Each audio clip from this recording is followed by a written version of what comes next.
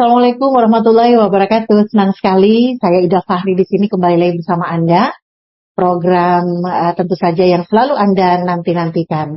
Ya, dan tentu bersama dengan wakil-wakil kita di DPRD Kota Makassar memperbincangkan tema-tema menarik yang sayang sekali kalau Anda tidak mengikuti hingga akhir pembahasan podcast kita ini. Dan hari ini saya bersama dengan Komisi D DPRD Kota Makassar, Kesra, ada Pak Insinyur Haji Muhlis Amisbah, sudah bersama saya. Assalamualaikum. Waalaikumsalam warahmatullahi wabarakatuh. Ya, sehat Pak. Semangat. Semangat ya. Ya. Kalau kita tahu bahwa generasi emas ini adalah visi Indonesia untuk menciptakan ataupun membentuk anak-anak muda yang kemudian berkarakter, kemudian sehat, cerdas, dan punya daya saing nanti untuk global. Tapi kan tantangan begitu banyak Pak. Sampai hari ini juga kalau kita melihat kan upaya ke sana selalu ada untuk wilayah Kota Makassar sendiri. Nah, Pak Dewan ini sebagai wakil kita dan saya lihat juga banyak kemudian turun langsung ke masyarakat melihat fenomena yang ada. Seperti apa melihat untuk Makassar, Pak? Ya, makasih banyak Bu Ida. Ya. Jadi memang ini perlu pemerintah, negara, ini memperhatikan memang generasi muda. Perihal masa depan yang akan datang. Iya. Jadi memang sebenarnya ada sekarang ini program pemerintah MBG. Menurut saya tidak cukup. Untuk memberikan masa depan yang baik terhadap generasi kita. Justru yang dibutuhkan generasi kita sekarang ini adalah pendidikan. Pendidikan. Sekali lagi pendidikan. Karena kita ketahui bersama bahwa begitu banyak pejabat sekarang ini lahir dari anak petani, anak nelayan yang notabene makanannya tidak bergizi. Tetapi karena dia bersekolah, menempuh pendidikan, dia bisa jadi pejabat. Jadi kalau menurut saya perlu mudah-mudahan pemerintah mendengar ini, bahwa yang perlu sebenarnya dipersiapkan pemerintah untuk generasi emas akan datang yaitu pendidikan. Ya. Pendidikan, akhlak, moral dan karakter dan ada satu ini yang paling penting adalah akhlak dan budi pekerti.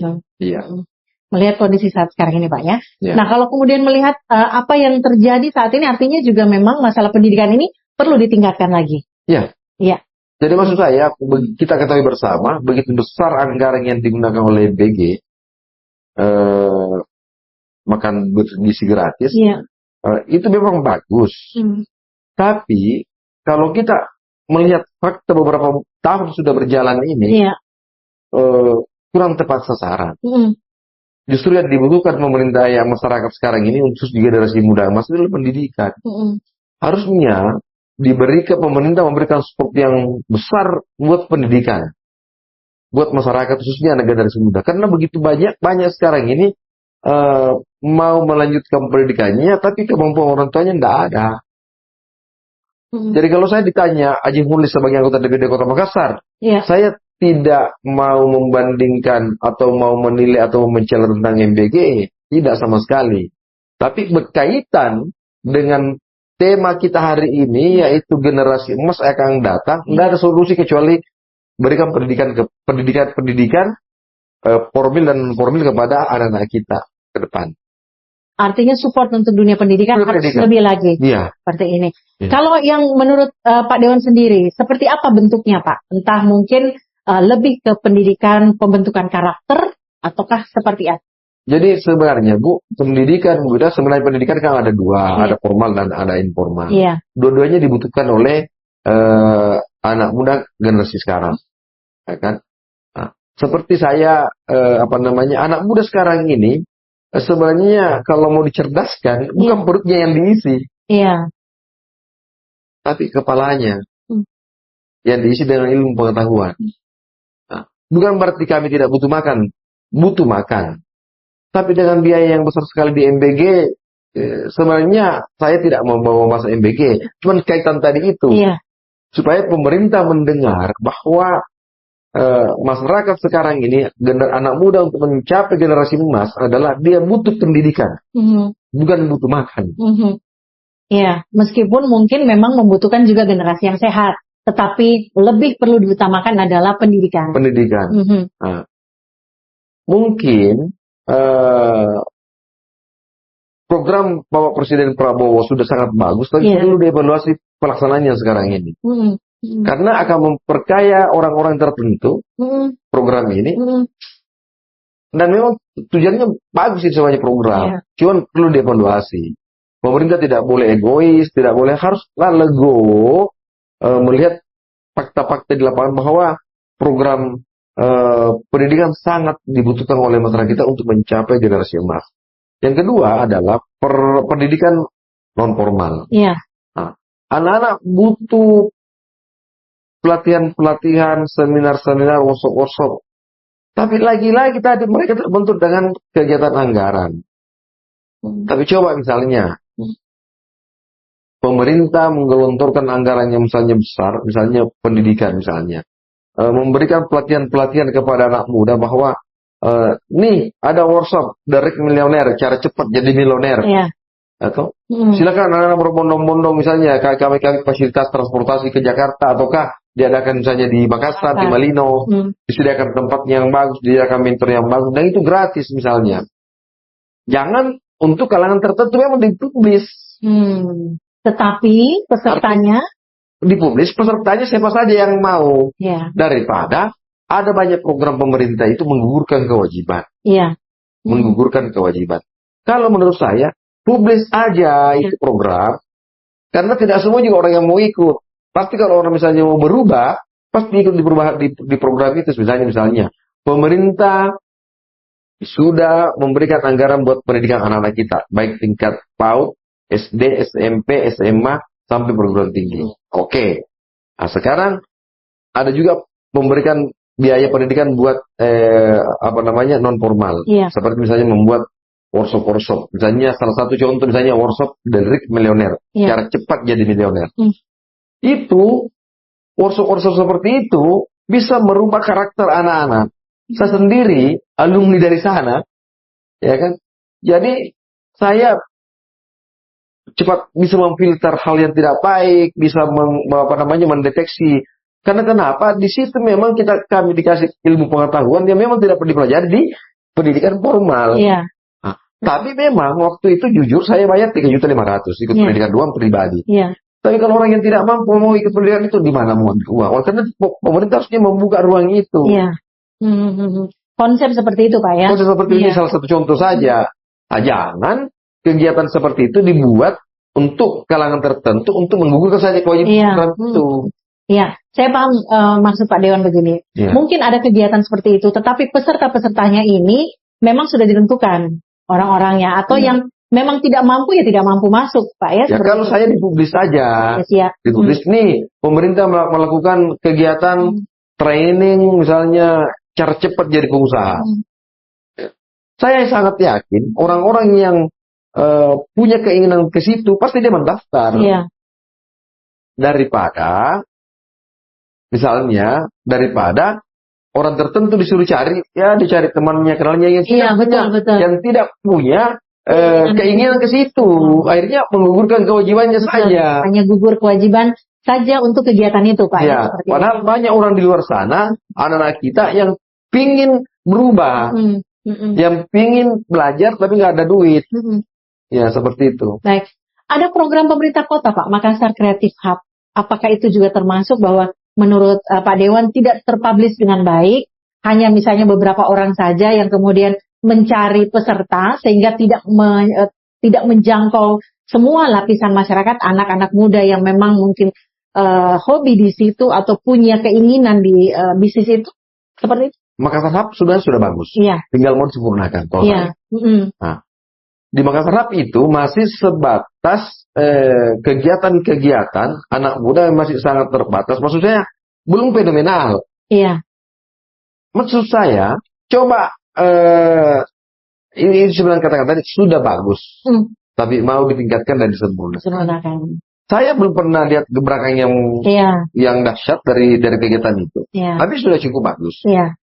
Saya belum pernah melakukan misalnya Makassar apa? Creative Hub. Melaksanakan kegiatan misalnya seminar NLP, Neural Language Program.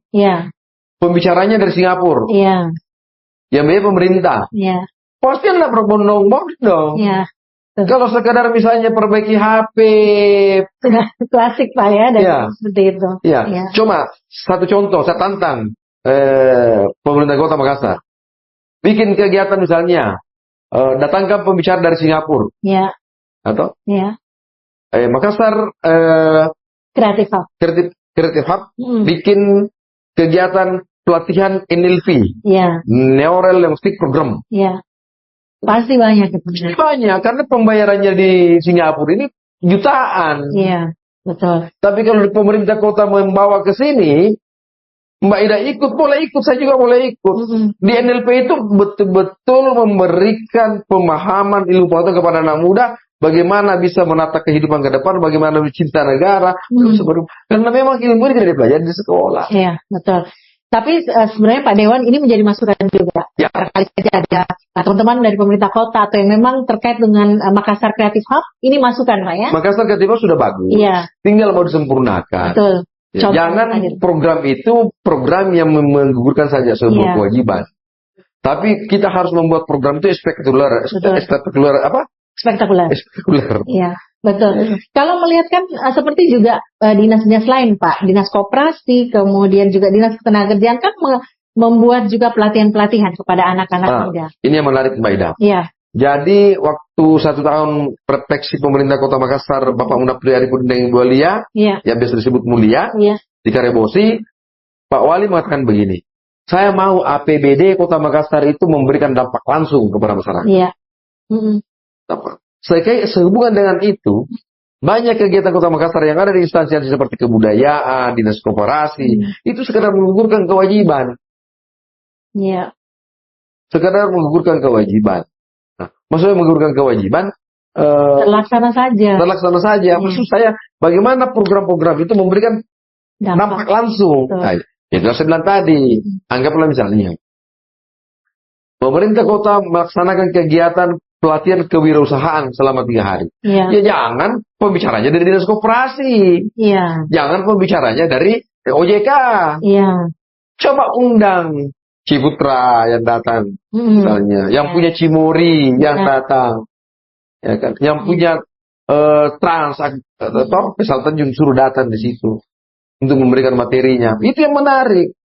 Tapi kalau diundang dinas koperasi bawa materi, diundang dari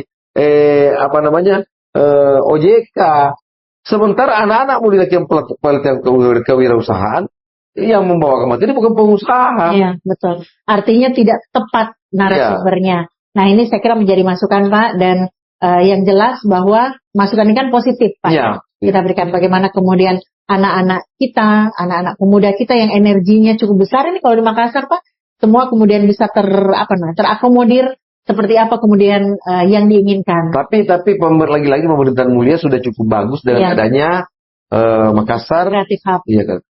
Sudah cukup bagus. Tinggal mau ditingkatkan dan disempurnakan. Memang kalau sampai hari ini belum ada yang spektakuler kita dengarkan ininya Pak ya, tapi saya yakin ini juga berproses untuk kemudian nanti bisa. Tapi kita ajukan jempol pemerintahan Mulia. Betul. Karena sudah ada pembeda dibanding sesudah-sesudahnya. Nah, ini kan kita melihat pendidikan seperti itu. Bagaimana untuk keagamaan, Pak? Ini kan juga memang basic nih. Kalau kemudian ingin menyelamatkan jam emas kita ini. Bahwa ini yang menarik juga, Mbak. Ini yang menarik. Jadi kadang orang bilang begini, untuk apa sholat? Ya kan? Untuk apa sholat katanya? Masih banyak juga orang sholat masih berbuat jahat. Saya bilang begini, yang sholat saja berbuat jahat. Bagaimana yang tidak? Jadi sekarang untuk menyelamatkan generasi bangsa ke depan, tidak ada kata lain adalah termasuk yang terdepan itu agama dan akhlak. Kalau melihat di Makassar Pak, bagaimana upaya-upaya seperti itu? Kan sudah banyak juga berbagai kegiatan keagamaan yang kemudian menjadikan anak-anak muda kita ini sebagai peserta. Taruhlah misalnya pergi ke masjid.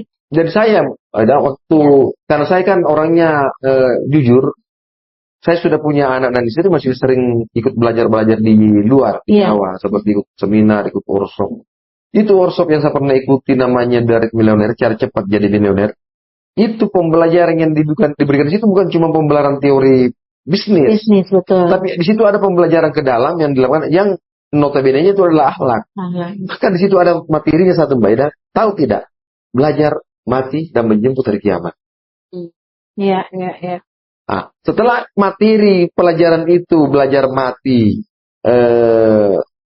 padahal apa sih kaitannya mati dengan, apa kaitannya mati dengan usaha, bisnis, kewirausahaan? Ternyata erat kaitannya. Karena kita mau wiraswasta untuk cari duit, untuk berguna kepada orang lain. Iya. Tidak sekedar mencari uang. Untuk berguna untuk orang lain, karena kehidupan kita ini punya fase. Nah, kita sudah di fase ketiga ini, fase dunia. Iya. Setelah itu kita masuk di fase alam barzah. Alam barzah baru alam akhirat. Artinya, di dunia ini kita sudah masuk masa fase persiapan. Di situ Mbak Ida, materinya cara menghadapi kematian dan masa depan, ada hari kiamat. Kita di situ memang diberikan materi, salah satu materi itu adalah menghadapi hari kiamat ke depan. Bagaimana kalau misalnya kematian itu datang menjemput, apa you sudah siap atau belum? Harta yang Anda sudah miliki, ilmu pengetahuan anak-anak istri yang sudah kau miliki, mau kau apakan pada saat kematian itu sudah datang menjemput? Di situ hebatnya itu ilmu pelatihan-pelatihan seperti itu. Akhirnya kita tetap profesional dalam berbisnis, tapi tetap berakhlak dalam beragama.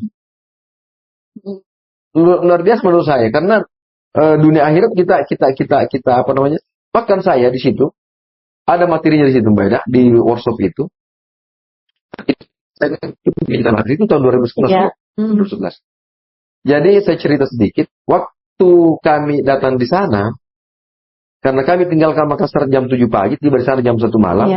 Sampai di sana kami disuguhkan teh pekat dengan satu roti, dan semua teman-teman saya mengamuk waktu itu karena tidak sesuai pembayaran yang dibayarkan dengan fakta yang dia dapatkan. Tapi apa yang terjadi? Panitianya keluar, suruh ambil koper kita, digantikan uang kami 2 kali lipat dari yang sebelumnya, 7 juta. Dikembalikan, siapa yang tendang pintu tadi? Siapa yang marah-marah tadi? Ini uangnya dikembalikan 2 kali lipat, silakan Anda pulang ke Makassar, karena kami undang ke sini untuk merubah Anda menjadi orang yang lebih baik, menjadi sukses, atau menjadi sukses sebelumnya. Tapi kalau Anda gayanya begini, Anda tidak mungkin sukses. Jadi sebenarnya makanya saya selalu katakan bahwa kesuksesan sebenarnya itu kan diciptakan, bukan keturunan. Kebetulan aja kalau orang tuanya kaya, anaknya kaya, kebetulan saja. Karena kita juga bisa melihat di kota Makassar ini, di Indonesia dan khususnya di kota Makassar, bagaimana orang kaya dulu, orang tuanya, anak-anaknya tidak bisa kaya sekarang. Karena keturunan tidak bisa kesuksesan tidak bisa diwariskan. Iya. Kalau kemudian bagaimana peran orang tua untuk membentuk karakter anak, Pak? Jadi sebenarnya peran orang tua memang sangat penting. Memang sangat penting. Tapi lagi-lagi ini, kalau saya lihat Mbak Ida, juga masukan buat pemerintah. Pemerintah pusat, pemerintah presiden dan kabinet-kabinetnya.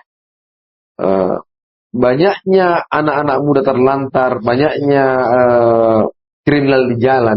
Itu akibat kemiskinan. Kesenjangan sosial. Kesenjangan sosial. Ini biar bagaimana agama masuk ke dalam situ, akhlak juga masuk ke situ. Karena agama ini cuma memfilter, Ji. Karena kalau biar bagaimana siang malam di masjid pesantren, kalau ekonomi lemah, makanya harus dikuatkan ekonominya. Karena agama sendiri mengatakan kemiskinan itu mendekatkan ke kekufuran. Ini pekerjaan buat pemerintah semua, pemerintah pusat, presiden dan menteri-menterinya. Ya bagaimana kita betul-betul membuka lapangan pekerjaan, mengurangi tingkat kemiskinan. Karena jadi saya Mbak Ida mau katakan seperti ini. Kenapa di Jepang Islam tidak mendominasi, Islam tidak besar, tapi orang-orang di sana menjalankan kiat-kiat Islam seperti kebersihannya, kejujurannya, ketertibannya, kedisiplinannya. Sementara kami di Indonesia, tapi saya mengatakan mungkin itu ujian. Mungkin itu ujian. Kenapa kita di sini beragama Islam tapi tidak bisa tertib, tidak bisa disiplin, tidak? Di sana orang tidak mau menyeberang kalau bukan di tempat penyeberangan. Di sana kalau orang antri, betul-betul antri. Karena penyebabnya salah satunya sebenarnya dari segi kemapanan. Meskipun ada orang miskinnya tapi 0,0 sekian persen. Nah, jadi tugas bersama kita semua adalah bagaimana pemerintah membuka lapangan seluas-luasnya sehingga masyarakat bisa bekerja dengan baik dan pendapatannya baik supaya tingkat kriminal berkurang. Iya. Kalau melihat Kota Makassar, bagaimana dengan lowongan-lowongan seperti itu?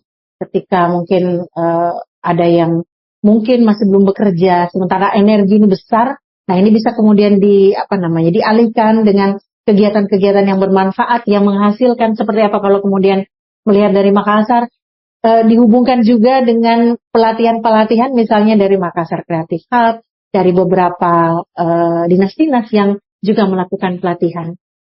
Jadi apa namanya, kan kalau kita lihat sebenarnya program pemerintah yang ada melekat di dinas-dinas itu sudah cukup bagus. Iya.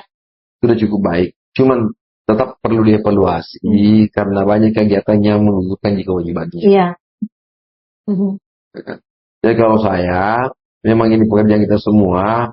Kalau kita mau cerita tentang anak-anak muda di Makassar memang sangat sangat panjang, Mbak Ida, karena saya ini puluhan tahun tinggal di daerah konflik. Iya. Di Macini, saya orang Macini. Iya. Saya Macini asli. Nah, di tempat saya memang orang sering terjadi perang-perang kelompok. Saya coba turun mengkaji apa sih penyebabnya, ternyata tidak ada penyebabnya. Saya mengkaji apa sih melatar belakangnya, ternyata tidak ada latar belakangnya. Iya. Ini memang dilakukan karena memang sekedar iseng sekedar akhirnya kalau sudah ada yang korban sudah berkepanjangan nih. Makanya saya biasa sampaikan bapak-bapak Kapoltabes beserta jajarannya, Kapolsek beserta jajarannya, Pak Kapolsek ini mau bulan suci Ramadan, antisipasi yang lebih mencegah daripada mengobati. Karena kalau sudah ada korban sudah panjang. Yeah. Lebih baik. Karena memang anak-anak itu udah bilang orang biasa talik-talekan Jadi saya bilang, kadang saya tanya, nah kenapa perang-perang? Apa anunya? Urgensinya? Tidak ada urgensinya. Tidak ada juga lahan yang diperebutkan. Tidak ada juga bisnis yang diperebutkan. Tidak ada. Biasanya muncul memang secara spontanitas. Makanya saya tanya, perbanyak patroli. Untuk mengurangi perang-perang kelompok yang ada di Kota Makassar. Dan jujur Bu, saya mau katakan, karena saya lagi-lagi saya tinggal di daerah konflik Macini. Memang ada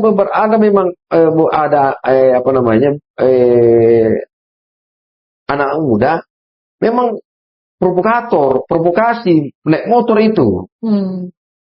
Saya saksinya sendiri naik motor menyerang orang lain yang tidak tahu sebab. Yeah. Setelah diserang dia pergi, orang lokal di situ lempar perang. Iya. Nah, saya tidak, tapi ini kan kewenangan kepolisian untuk itu semua. Jadi memang komplit ini Mbak, masalah di Kota Makassar kalau kita memang tidak mulai. Oleh karena itu perlu bekerja sama kepolisian, pemerintah Kota Makassar, DPRD Kota Makassar, tokoh masyarakat, RT RW, tokoh agama, tokoh pemuda, tokoh perempuan, masjid. Betul. Ya. Saya bilang sama kepolisian, libatkan RT RW. Iya. Dia bilang orang, ngapain mau libatkan RT RW, bukan tugasnya. Betul bukan tugasnya. Tapi tupoksi daripada rukun tetangga, rukun warga, tidak di RT itu Bu, tidak ada yang tidak ditahu di warganya. Iya, artinya pemerintahan terendah di situ ya. Tidak tahu warganya, betul. Makanya saya jangan biarkan masalah itu membesar. Iya. Seperti di Sapiria sudah besar baru bakar rumah, kan kasihan orang yang dibakar rumahnya bukan pelakunya. Ya kan? Kasihan sekali. Makanya saya sampaikan juga teman-teman DPRD yang di dapilnya turun ke bawah, melihat langsung. Iya, dekati itu ke masyarakatnya, apa masalahnya. Turun karena kalau insya Allah kalau bekerja sama, karena kepolisian kan terbatas. Jadi misalnya TNI, Polri, pemerintah, tokoh masyarakat, pemerintah ini ya itu tadi dalam Satpol PP-nya, camatnya, lurahnya, RT RW-nya, tokoh masyarakatnya untuk mengantisipasi perang kelompok. Karena memang sebenarnya saya kan kemarin ke Bali. Iya. Ada demonstrasi. Satu pun polisi tidak ada, tapi yang ada polisi masyarakat apa namanya? Pacalang apa ya? Ya. Pacalang. Tapi memang di sana apa namanya adat istiadatnya orang cukup tinggi, jadi pacalang itu dihargai, dihormati. Nah, tapi kalau Makassar kan lain. Tapi yang saya mau katakan adalah untuk mengantisipasi perang kelompok di kota Makassar bukan cuma tugas polisi. Mari kita bahu-membahu kerjasama tokoh masyarakat, tokoh agama, pengurus masjid, ya kan. Kita, maksud saya, bagaimana semua kita dekati ini, karena saya rasa semua insan manusia semua punya hati, semua punya nurani. Kalau itu kita sentuh bukan dijauhi, anak-anak yang suka perang kelompok bukan dijauhi, harus didekati. Apa masalahmu nak, ya kan? Iya. Kita kan prihatin juga memang Pak Dewan ya bahwa di sana ya generasi emas kita ada pasti Pak ya. Iya, kemudian pasti ada di situ. Butuh kemudian sentuhan. Tetapi Pak, apakah memang cara ini tidak dilakukan sejak dulu oleh orang-orang tua tokoh agama yang ada di lokasi? Sebenarnya sudah Mbak, sudah. Ya, sudah. Cuma memang lagi-lagi memang ini kemiskinan mendekatkan dengan. Iya. Saya rasa apa namanya? Kalau anak-anak mau merenung baik kan, kami itu kalau kena busur, itu operasinya 20 juta. Dan tidak ditanggung BPJS, tidak ditanggung GIS. Terus yang kena busur itu orang sudah tidak punya uang kodong. Di mana mau ambil uang? Sungguh miris betul sebenarnya. Tapi saya tanya, karena biasa anak kodong, kenapa kalau begini kina? Mau muka apa, mau muti apa? Kami juga paling bantu, bisa bantu seadanya saja. Tidak bisa bantu ke 20 juta. Nah sudah aku ditanya jangan pergi perang, ini risikonya besar, ya kan? Makanya saya bilang kalau memang tak kalau dikumpul gitu orang yang suka perang-perang bawa saja ke Iran, diuji nyali di sana misalnya, toh karena memang ini meresahkan juga. Tapi di sisi lain kasihan juga sebenarnya. Oleh karena itu, memang lagi-lagi tugas pemerintah untuk memberikan kehidupan yang layak kepada warganya, kepada masyarakatnya, kepada warganya, supaya apa namanya tingkat-tingkat kriminal bisa dikurangi. Memberikan pemahaman sebenarnya Pak. Dan ini juga pendekatan kepada anak-anak kita. Makanya saya bilang kan bukan cuma tugas polisi, tokoh masyarakat, pengurus masjid, tokoh pemuda, tokoh agama. Jangan sibuk dengan dirinya sendiri masing-masing. Nah ini tidak ada kepedulian sosial. Betul. Kalau ada yang menonton kita memang sudah harusnya sadar Pak ya, bahwa kota kita ini kan juga nanti menuju metropolitan 2027. Yang seperti ini tentunya sudah harus bisa kita tangani dengan baik. Bagaimana mempersiapkan anak-anak kita. Kalau dari segi kesehatan, ini kan kesehatan juga Pak, tentu untuk generasi emas, kesehatan yang baik juga, karakter tadi sudah, pendidikan yang harus ditambah Pak ya, yang disampaikan tadi oleh Pak Dewan. Kalau untuk kesehatan sendiri, seperti apa Pak? Kalau kesehatan sendiri jujur di Kota Makassar ini sudah cukup bagus. Sudah cukup bagus, sudah sangat bagus. Apalagi pemerintahan mulia ini memang sangat intens untuk memperhatikan tentang kesehatan. Bayangkan Mbak Ida, sekarang di Kota Makassar, kemarin ada itu kemarin mungkin ada orang viralkan itu, saya ambil orang di rumahnya sakit. Saya tanya kenapa tidak berobat? Saya tidak punya BPJS, saya tidak punya KIS, saya tidak punya uang. Bukan halangan di Kota Makassar. Yang penting Anda mau berangkat ke Rumah Sakit Dayak. Saya jemput orangnya, saya bawa ke Rumah Sakit Dayak. Saya bilang, saya cuma minta kalau kita sudah sembuh jangan lagi saya jemput, pulang sendiri Maki. Kalau sudah sembuh pulang sendiri Maki. Syukur alhamdulillah sudah sembuh dan sudah pulang sendiri. Cuman melalui podcast ini saya mau katakan kepada Kota Makassar, kalau sakit tidak ada BPJS, tidak ada uang, tidak ada kista, jangan makin khawatir. Pemerintah Kota Makassar masih memberikan tempat berobat gratis di Rumah Sakit Dayak. Yang penting lengkapi KTP dengan surat keterangan tidak mampu. Surat keterangan tidak mampu ini juga saya sampaikan jangan juga disalahgunakan. Dua mobil dua motor baru mau dipakai surat keterangan tidak mampu, tidak cocok. Itu mengambil hak-hak orang lain yang tidak mampu. Jadi pemerintah sebenarnya sudah bagus sekali. Tinggal penerapan pelaksanaannya di lapangan yang mau dijaga dan mau dikontrol. Oke, yang terakhir Pak, sekaligus closing statement untuk penonton kita, mungkin anak-anak muda kita, anak-anak kita yang masih produktif untuk generasi emas 2045 nanti Pak untuk Makassar? Seperti apa yang disampaikan? Jadi untuk anak-anakku semua, saya katakan bahwa kesuksesan bukan keturunan. Ya. Kalau hari ini Anda adalah anak yang masih kurang mampu, Anda adalah anak yang masih kurang mendapatkan kesempatan, jangan putus asa. Iya. Silahkan gantungkan impian setinggi-tingginya, jantungkan cita-cita, berusaha, berikhtiar, dan tinggalkan hal-hal yang negatif.